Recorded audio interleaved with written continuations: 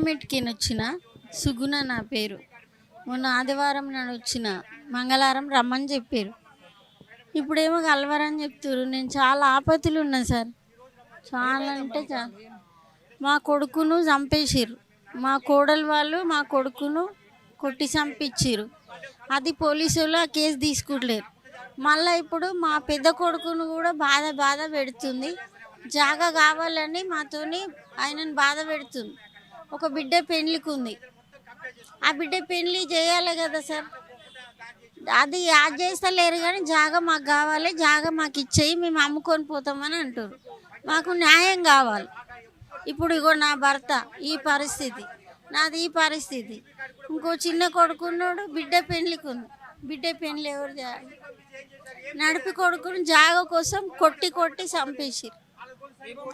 Police station పోయినప్పుడు ఏమన్నారు వాళ్ళ ఏమన్నారు అక్కడ మీరు పోయినప్పుడు ఏమన్నారు? పోలీసు వాళ్ళు ఏమంటారు, తాగి చచ్చిపోయింది అంటుండు. అది కరెక్ట్ కాదు. 32 ఏళ్ళ కొడుకు, మిలిటరీలో జాబ్ చేస్తుండే నా కొడుకు.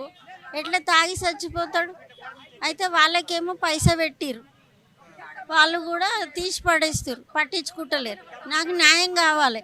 కోర్టుకు పోతే కోర్టులో ఏమంటారు, సీఎం దగ్గర పొమ్మన్నారు. అందుకే సీఎం దగ్గరికి వచ్చాను. నాకు న్యాయం కావాలి.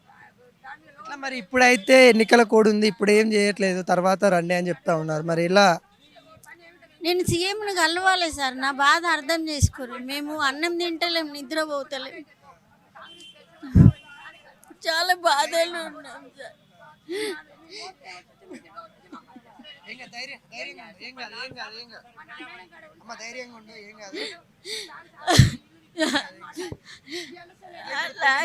బిడ్డ పెళ్ళి చేయాలా? నా బిడ్డ పెళ్ళి, ఆమె పెళ్ళి కాకుండానే నా కొడుకుని చంపేసి,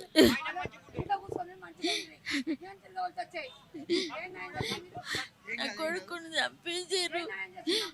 మాకు న్యాయం జరిగేటట్టు చేశారు.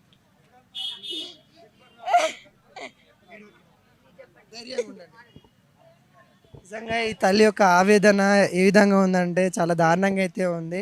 తన కొడుకు చనిపోయాడంట, తన కొడుకును కూడా చంపేశారని చెప్తా ఉంది. మరి అందులో నిజాలైతే మనకి ఎంత ఉందో తెలియదు కానీ నిజంగా తల్లి ఆవేదన చూస్తే నిజంగా బాధాకరంగానే ఉంది. దీని మీద ఎవరైతే పోలీసు వాళ్ళు ఎవరైతే ఉన్నారో పోలీస్ స్టేషన్ కూడా వెళ్ళిందంట, ఇంతవరకు స్పందించలేదంటే. ఆ కోర్టుకు కూడా వెళ్ళిందంట. మరి ఎవరు వాళ్ళు సీఎం దగ్గర పోమ్మని చెప్పారంట. మరి ఈ దగ్గర రావడం అయితే సీఎం దగ్గర పోమ్మని చెప్పింది ఎవరు?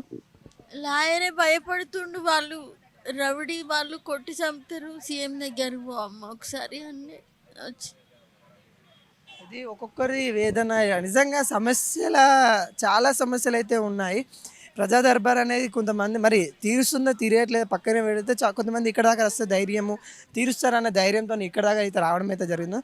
ఎన్నికల కోడ్ వల్ల ఏదైతే ఆపేశారో ప్రత్యామ్నాయంగా ఏదన్నా మరి అధికారులను పెట్టేసి ఏదైనా ప్రత్యామ్నాయంగా చేస్తే బాగుంటుంది. ఎందుకంటే ఈ తల్లి ఆవేదన చూస్తే చాలా బాధాకరంగా ఉంది. నిజంగా ఈ తల్లి ఆవేదన ఇప్పటికైనా అధికారులు స్పందిస్తారని కోరుకుంటూ కెమెరా పైన సుజిత్తో అని.